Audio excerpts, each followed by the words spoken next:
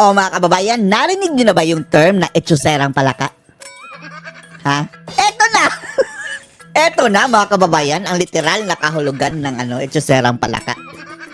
Akalain nyo, nagpapapansin itong si Admiral ngayon mga kababayan dahil anya, biktima rin daw siya ni Diskaya mga kababayan. Wow. Akala natin ha? Nabiktima kay Admiral? Talaga? Bakit? Nagpagawa ka ba ng flood control din? Nagpagawa ka ba ng mansyon? Akala natin personal na mga kababayan. Personal ng pera ang nabiktima. Yun pala mga kababayan. Meron palang proyekto ang Admiral na ito. Diyos ko. Proyekto ng gobyerno. Tapos kayo mga kababayan, woo! Post ng post. Ang sabi niya, mahiya naman kayo. Oh, gaya-gaya sa kanyang mga kababayan, asawang si BBM. Malamang galing yun sa kanya, yung script ni BBM mga kababayan. At wag ka talagang mag-asawang inspektor ito mga kababayan. Dahil in-inspect din niya. Oh, kagaya nung gawa ni BBM na inspect, ginawa din ni Admiral mga kababayan. Ay nako, iba talaga ang abilidad dito mag-asawang mga... Ay, wag na lang mga kababayan, panoorin nyo na lang ha. Maging si First Lady Liza Araneta Marcos na biktima rin umano na... Nabiktima rin ako. Ay nakong animal. Hoy, Lisa Tanas. Oh, kaya nga natatawag kang Lisa Tanas dahil ipal-ipal ka Pati ikaw na biktima. Gusto. Manahimik ka na lang, Lisa. Please. Kung mayroong nabiktima dito kami, nabiktima mo. Dahil unang-una mga kababayan, tandaan yung itsurang ito, hindi. Yan. Unang-una, kami ang biktima mo. Dahil, kung sinabi lang ni BBM mga kababayan nung tumakbo siya, habang eleksyon mga kababayan, hindi natin kilala. Makasalubong natin niya sa daan mga kababayan. Mapagkamalan pa natin yung taong kalye mga kababayan. Ngayon, bida-bida. Kung sinabi mo lang nung eleksyon na kung mananalo si BBM, sasali ka pala sa pagpapatakbo ng gobyerno, sana hindi na lang namin binoto at hindi na lang kami nagpabudol kay BBM. Lumabas ka lang nung presidente na siya. Di ba mga kababayan? Hindi sinabi na conjugal property pala ang pagka-presidente. Biktimang mukha mo. Kami yung biniktima mo. Pamilya Diskaya. Binisita ni FL ang bagong Philippine Film Heritage Building sa Intramuros. Bakit ka nabiktima daw? Sa'yo ba yan, Admiral? Pera mo ba yan? Manila na proyekto niya para sa film industry. May proyekto pala sila. Sarili mo bang pera? Ikaw talaga ang biktima o ang Pilipinong nagbabayad dyan? Kami nga biktima sa inyong kalustayan, di ba? At ang kapal naman ng mukha mga kababayan, sabihin biktima sila na in the first place, husband mo ang presidente. Hindi mangyayari ito kung hindi nagpabaya ang presidente mga kababayan at talagang mayroon siyang balls mga kababayan. Mayroon bang balls, Admiral? Para labanan itong mga kurakutan. Kahapon dapat ang ayan na. Sige, lakad, Admiral. Ng 107 Ito mga kababayan, laging nakadaster, no? Bakit lagi kang nagdadaster, Admiral? project pero ang nadatnan daw na unang hinang. Nadatnan, tumakbo na naman mga kababayan. Tingnan nyo lakad. Tapos ganyan yung parang kitik-kitik siya, na kulang na lang. Ganyan. Nadatnan daw ng unang hinang. Mga bubok. Ayun. Pinutol mga kababayan ng mga tagakuha ng kamera dahil napapagalitan daw Natural sa kanya mga kababayan yung ganyang mga movement na, ito ba First Lady natin? Na may tagas, sira-sirang pader, maruruming kisame at mga sinihang hindi patapos. Sayang lang. Bakit kasi nag-ipal-ipal mga kababayan na nagpapagawa ng project na ganyan? Sasayang lang kayo ng pera, mga ungas. Ang daming, kailangan mga kababayan na mga building. Etong mga luho nila mga kababayan inuuna. Puparty na naman sila siguro dyan. Ngayon hindi natapos mga kababayan. Proyekta mo In the first place, bakit ka magkakaproyekto? First Lady ka lang dapat doon ka na nga lang dapat sa bahay nyo. Huwag kang makialam dito sa gobyerno. Ang contractor ng proyekto, ang Great Pacific Building. Bakit hindi nyo pinapakita si Admiral? Ano bang nasa mukha niya? Kinakahiya ba ninyo, media? Builders and general contractor ng mga Diskaya. Nagpahayag ng pagkadismaya ang First Lady. Ayan, Parehong-pareho talaga ni BBM mga kababayan. Patingin-tingin daw sa plano. tanong natin, nakakaintindi ba? Anong tinitingnan niyo? Blueprint? Tapos gaya-gaya mga kababayan, oh. Seriously? Wow, mahiya naman kayo. Oh, yan mga kababayan, ang kaniyang post sa social media. Pati ito, ninakawan ninyo ng dignidad. Ay, Diyos ko, Lord. Coming from the... Ay, nako. As if ang lilinis, no? As if, mga kababayan, wala talaga silang kasalanan dyan sa paglaganap ng kurakutan dito sa ating bansa. Right under your nose, Admiral. At sa nose ng iyong sipunin, no, na husband na si BBM, nangyayari yung mga kurakutan sa gobyerno. Sa social media, aniya, mahiya naman kayo. Mahiya ka rin. Mahiya ka rin, Ad. Miral. Ito, ninakawan nyo ng dignidad. Kayo, ano yung mga akusasyon sa inyo? Nagkaluwat ka ng pagnanakaw? Maraming nag-aakusa sa kanila mga kababayan. Marami. Hindi kayo nahiya? Binanatan ni First Lady Liza Wow, Recamarcos, binanatan, ang contractor ng palpak umanong Philippine Film Heritage No, Building. no. Ayan na mga kababayan, no? Nag-partner talaga tong dalawang joker, mga kababayan, ano? Si BBM, inspect din. Gayon din sa Admiral. Anong drama nyo, Ad? Project sa Maynila. Sa Instagram post ng unang ginang, sinabi niyang 200 million pesos ang proyekto. Nagsayang kayo ng 200 million para dyan? Sino pang manonood ng sine ngayon, mga kababayan? Hindi nga siguro yan pagkakakitaan. Dahil siguro personal use yan ng mga sine dyan. Yung parang may event. Tapos, most of the time na nakatiwangwang. Sa dami ng problema ng bayan, mga kababayan, eto mga luho ang inuuna, Tapos eto palyado pa ang proyekto. Diyos ko. Pero ano raw ang napala natin kundi tumutulong bubong, bitak-bitak ng mga dingding. Kasalanan mo yan eh. Proyekto mo yan eh. Yan mga proyektong, ay Diyos At ko Lord. hindi tapos ng mga Mga walang silbi, mga kababayan talaga. Ay Diyos ko Lord. dagdag pa ng unang ginang, maya naman. Dahil yan ang gusto mo, teatro, mga kababayan. Gusto ng mga show. Mahilig daw ito sa teatro di ba? Yung mga show, kagaya nung sa Broadway, mga kababayan, na New York. Siya rin na makakinabang dyan, for sure. Kung hindi mo binantayan, sira. Pati ito, ninakawan nyo ng dignidad. Sinabi yan ng First Lady matapos ng Sabihin mo yan sa salamin, Admiral. proyekto kahapon. Sera. Ay naman sa isa sa mga DPWH engineer at project inspector sa site. Anong pangalan ng inspector, Lisa? Magsusumiti sila ng report kay Secretary Vince Dizon kaugnay sa status nako, ng Lord. proyekto. Paliwanag naman ng contractor nito na Ang tinuro niya, mga kababayan, si Diskaya. Great Pacific Builders ng pamilya Diskaya. Magkano ang naambag mo dyan, Admiral? Talagang hurt siya, mga kababayan. Pati ako na biktima. Hello! As if, no? May isang kusing na inambag mo dyan sa pagpapatayon niyan. Tapos na nila phase 1. Pera na yan sa bayan ng Pilipino. Sa ibang contractor ang revision ng cinematic room. Cinematic room pa. Nakita po ng pamunuan ng ano ba 'yun? Philippine Film something, no?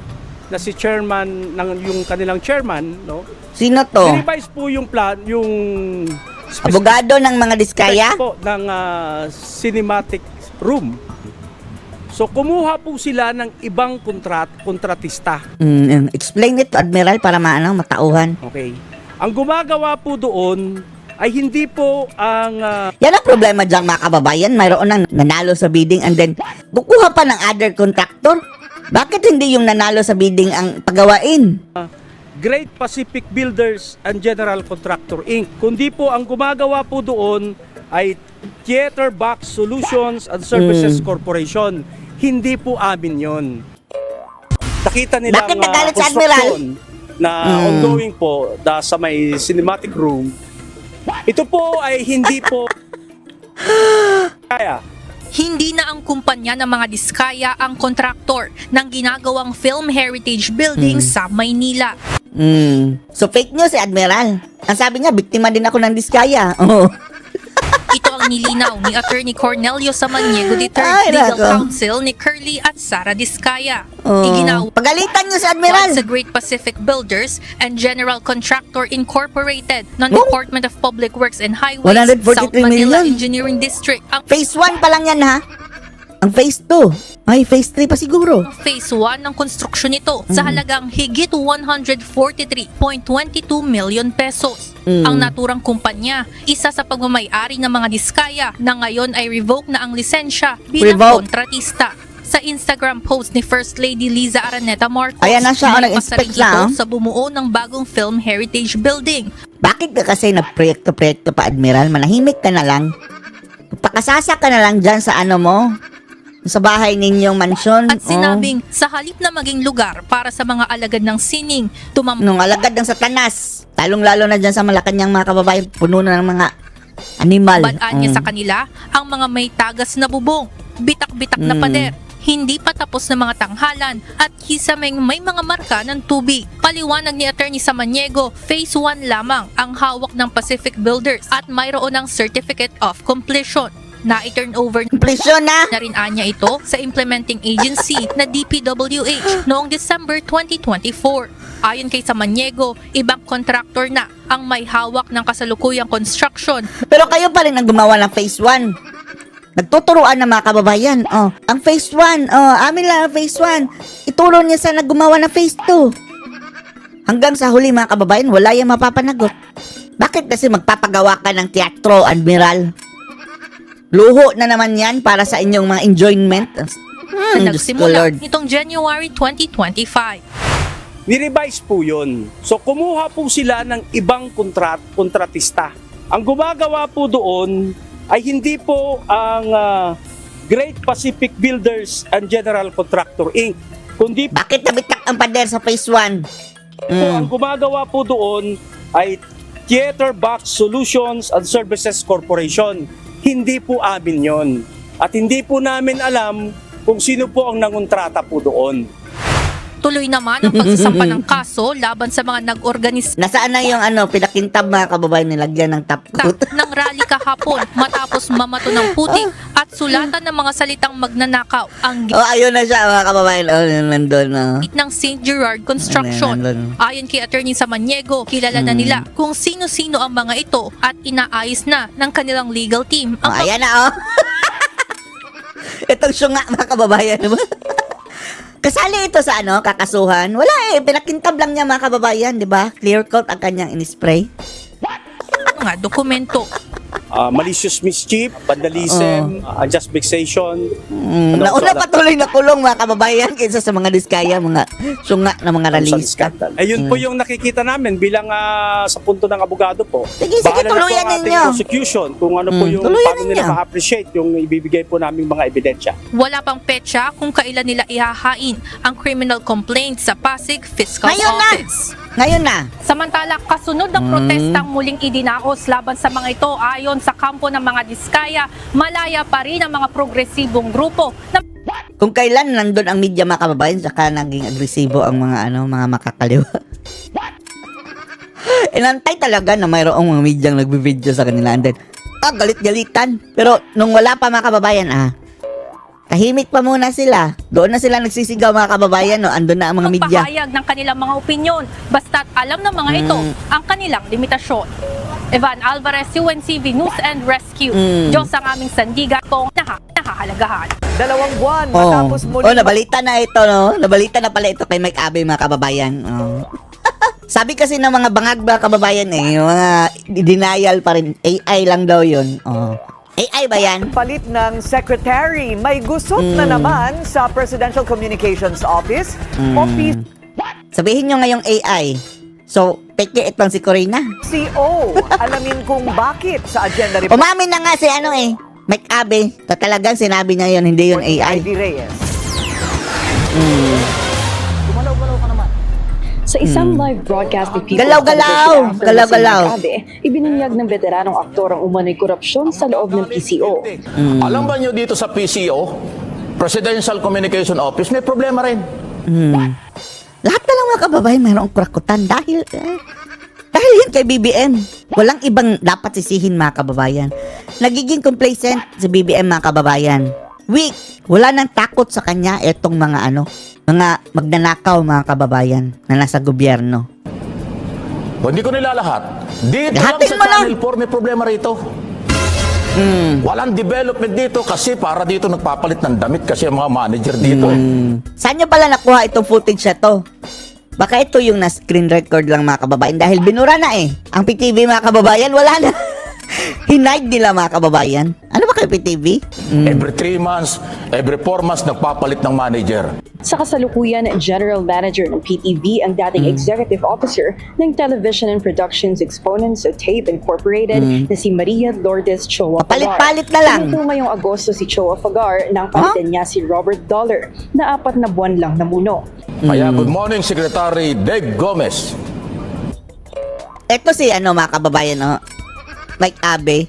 Lubusin mo na ang galit mo, Mike Abe.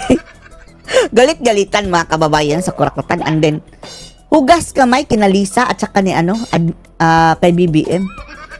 At bakit mo sinali talaga si Lisa sa iyong pag-absuelto sa kurakutan? Unang-una, wala yung mandato, Mike Abe. Bakit nagpaghalataan tuloy mga kababayan na talagang si Lisa Araneta Marcos ang nakahawak dyan sa PCO kaya nagkaganyang gulo-gulo?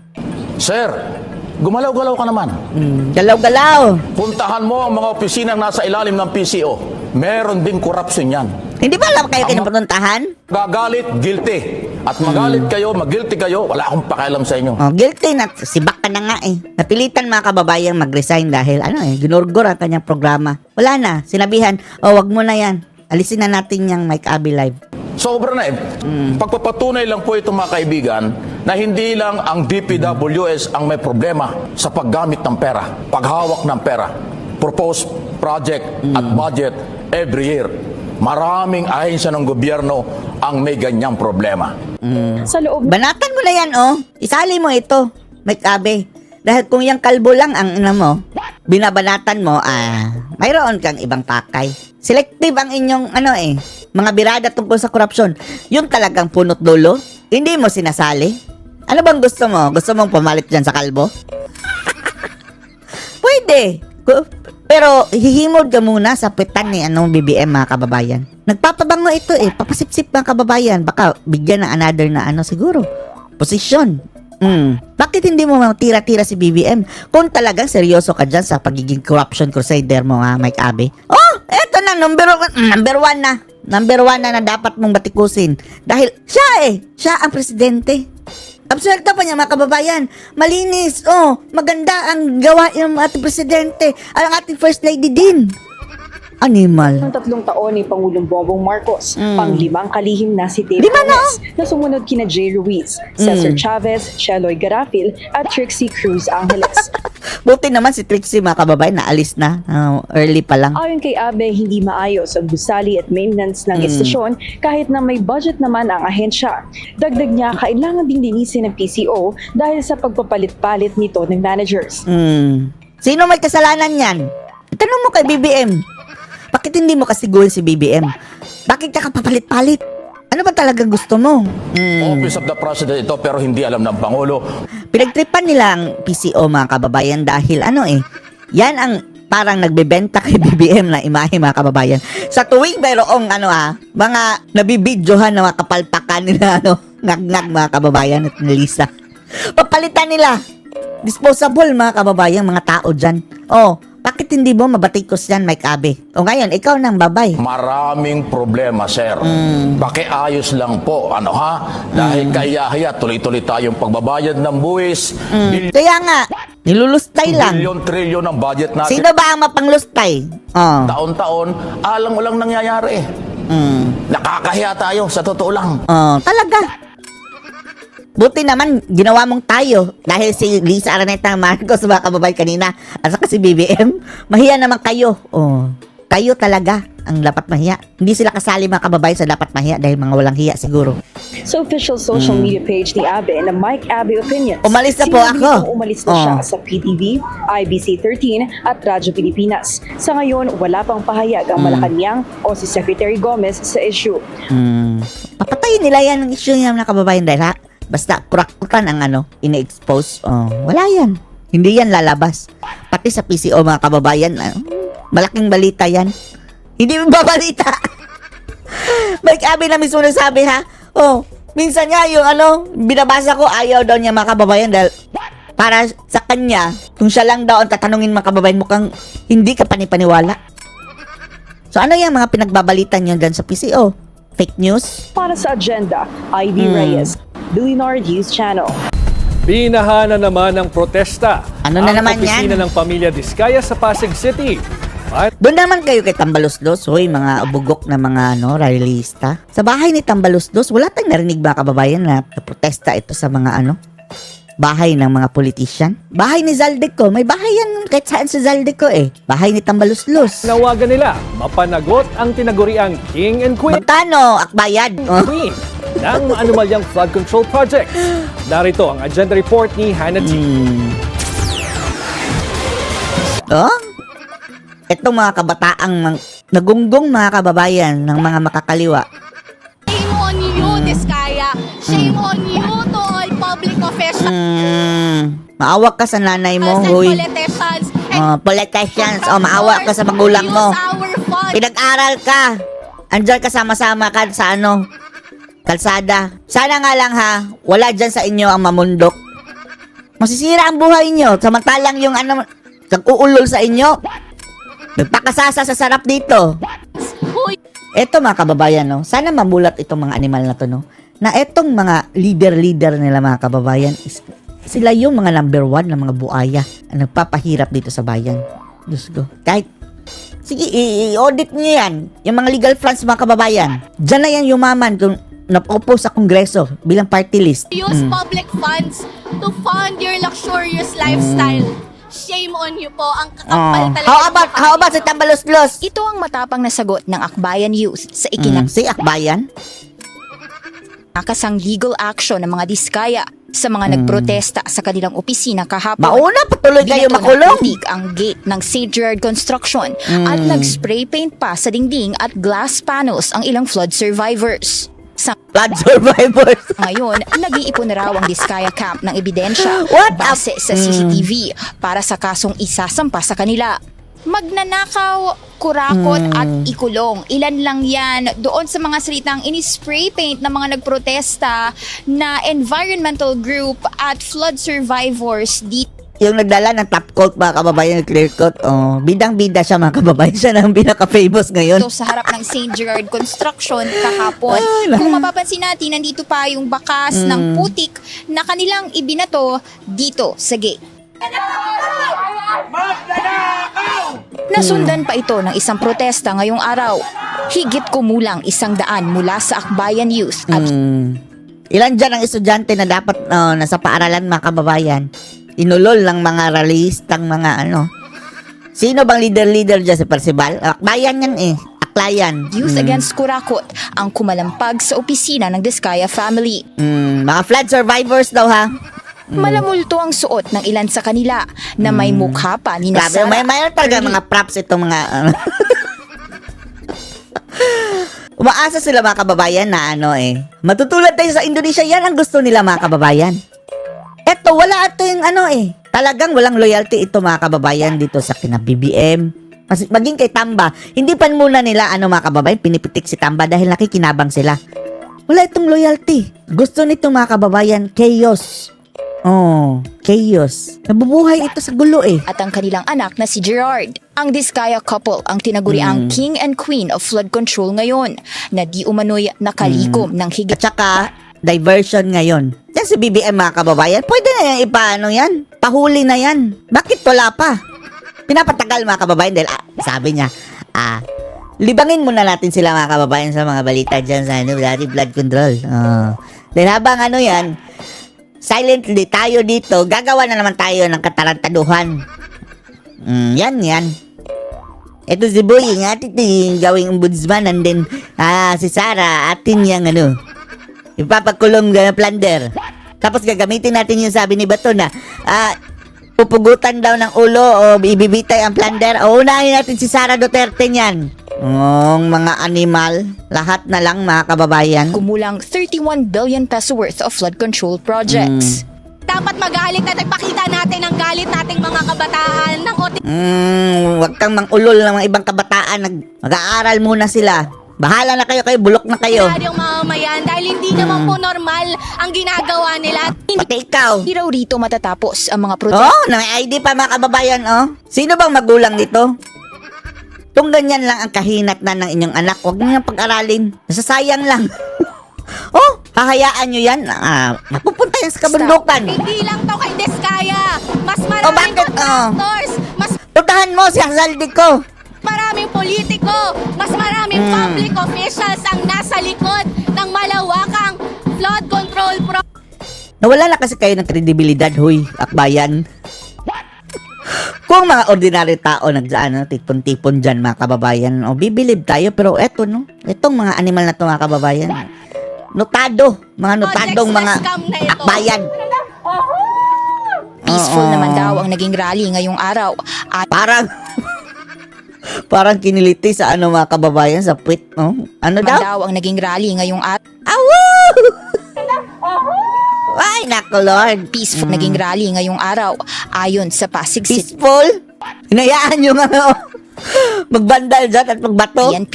Pero may paalala sila sa mga balak pang magprotesta. Huwag na po nating dagdagan yung mga possible na situations na pwedeng mag-escalate. Maximum tolerance din ang pangako ng PNP sa mga rallyista. Ininspeksyon ni First Lady Liza Ay, Araneta na namang Marcos ang bagong palakak, Philippine mga kababayan. Heritage Building Ay, Lord. sa Intramuros, Maynila. Nadiskubreng Hoy, lahat talaga kayo mga media, lahat ng mga istasyon, mga kababayan, talagang bidang-bida itong inspeksyon ni Liza Araneta.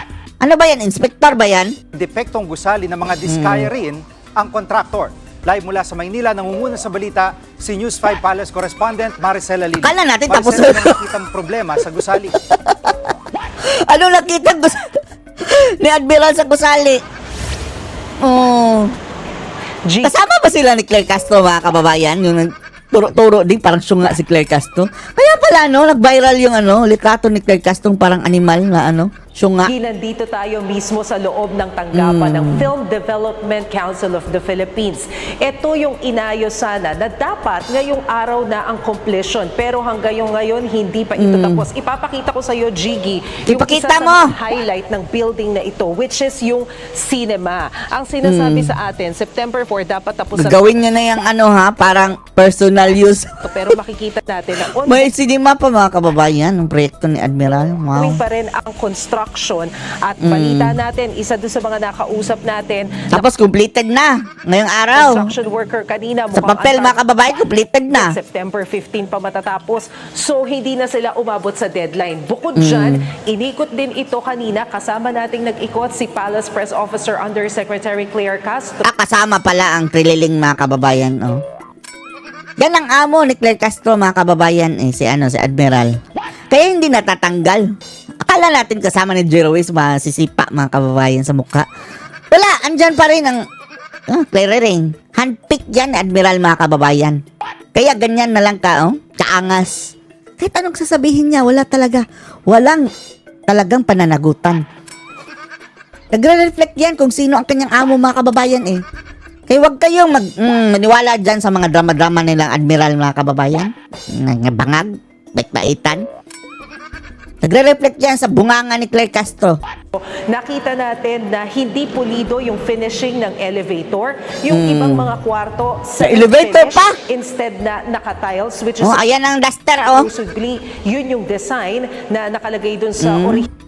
Parang may lang, mga kababayan, kurtinang nalaglag, tapos sinuot ni Admiral. plano. Pag lumabas tayo, Ayun, tumakbo na naman ang ungas, mga kababayan. Tingnan nyo, gawain ba yan ng mga kababayan? Matinong First Lady, lumabas Tumakbo tayo na ng- naman.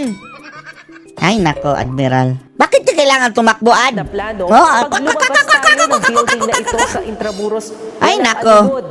So kapag umulan, magiging problematic siya. At kagaya nga ng nasabi mo, nadiskubre na ang contractor din pala dito ay yung Great Pacific Builders na mga Diskaya rin ang nagmamay-ari. Ngayon, si First Lady Liza Araneta Marcos, pagdating namin dito, inabutan namin siya. Patalon-talon. Inabutan namin dito. Takbo-takbo, mga kababayan. Ikot din dito sa building, pero umalis na rin siya agad. So hindi Anong nakita niya? natin siya nakausap. Pero isa nga siya doon sa mga nagbabantay Bakit tumatakbo si Admiral, mga kababayan? Ano ba? Ng, What? What? Tingnan nyo, oh. Ito, ang halaga ng Ay, Diyos mio. reconstruction nitong building na to nasa mahigit 107 million pesos. Nag-aaksaya na naman kayo ng pera. Pakinggan natin ang sinabi ni Undersecretary Claire 107 million, mga kababayan. Isa pa tong gonggong, oh. Nakakainis pakinggan itong boses ito, mga kababayan, no? Isang word pa lang nito, nabubisit na tayo talaga. Ang nakikita dito ay malamang na yung ibang kinatawan ng DPWH ay nakikipit sa buhatan sa mga kontraktor. Sabi nga Kailan kaya tayo, mga kababayan, no? Makakawala dito sa grip ng mga animal ng itong natin, mga... nabanggit ko kanina, nung dumalo dito si First Lady, kasama niya noon si Secretary Manny Bonoan. Hindi natin sinasabi Bakit si Bunongan pa rin nagkasama? Si Miss Diso na. Secretary Manny Bonoan dahil hindi naman siya nakapirma sa kontrata. But, may pagkakataon kasi na sila mismo Ikulong si Bonoan! ng kung sino mga taong pwedeng gumawa. So, yun, maaari may sabuatan. Bakit kasi nagpapatayo kayo dyan ng ganyan mga maluluho lang mga kababayan na infrastructure? Hindi rin yan nagagamit. Kung inuunan nyo yung talaga nakikinabangan ng taong bayan, mas maganda pa. At Maricel, may reaksyon na ba ang Pangulo at si First Lady dito sa Ay, Diyos sinasabing mio. substandard na proyekto? Oo, ang sabi niya, mahiya naman kayo. Tinanong natin Oh, ayan pa lang nag-viral mga kababayan. No? Ano tinuturo mo dyan? Inspector ka na rin? Kung gaano ka parang tralala mga kababayan, tililig yung kanyang mga amo. Gayon din ito. Nakakatawa na lang mga kababayan. Talaga. Kahit saan mo makikita mga kababayan, lahat ng nasa picture nila. BBM, Admiral, at saka ito, si Clay Castro mga kababayan. Lahat nakatawa na lang. Parang naging payaso mga kababayan. Joke. Tinanong natin, bakit kayo natatawa? Para daw mga reliling mga kababayan. Tinanong natin yan kay Undersecretary Claire Ano tinuturo mo dyan? Wala naman. kanina, Jiggy. At ang sabi niya, dismayado. Wow. Ang tagal talagang magturo. Parang nag-pictorial ka Si na. First Lady Liza Araneta Marcos nang makita nga kung anong nangyari sa building na ito. Sabi niya, gobyerno na nga yung nagpapagawa nitong construction. Abay, Gobyernong Bangag. Gobyernong Marcos. Gobyerno nyo. Kayo na papatakbo eh. yung naloloko. Kaya nga gusto nilang Kayo nga, number 1 naman loloko. investigahan kung anong nangyari. Imbestiga! Si Pangulong Bongbong Marcos wala pa raw na ibibigay na impormasyon kung ano yung reaksyon kay Yusek Castro kasi hindi pa naman daw nakakausap tungkol dito sa proyektong ito. Pero pihadong magagalit din daw yon kapag Galit. Ayun, very angry. And then, wala rin gagawin mga kababayan. Diyos ko, Lord. nalaman kung anong nangyari sa infrastructure project na ito. Pero ang ipinapakita raw dito, hindi lamang sa mga flood control projects nangyayari yung mga kapalpakan, kundi ultimo Dahil palpak mga kababayan, in the first place, palpak talaga ang administrasyon nito. Yan ang ending dyan mga kababayan. Yan ang totoong sagot dyan. Palpak dun sa iba pang mga infrastruktura under DPWH. At ano ang susunod na hakbang ng gobyerno tungkol dito? Habla ba nila yung contractor? Wala. Ewan lang natin. Ito mga kababayan, all for the show ito. Next move na naman mga kababayan, next issue na naman, tapos makakalimutan. Itagaan nyo sa bato. Uy, sagot! Jiggy, sa ngayon, pag-aaralan ng Pag-aaralan. Ang mga animal. Pag-aaralan. kung ano yung Yan lang lagi rin sinasabi, pag-aaralan. Walang mangyayari. magawa yung mga problematic na bahagi nitong building na ito.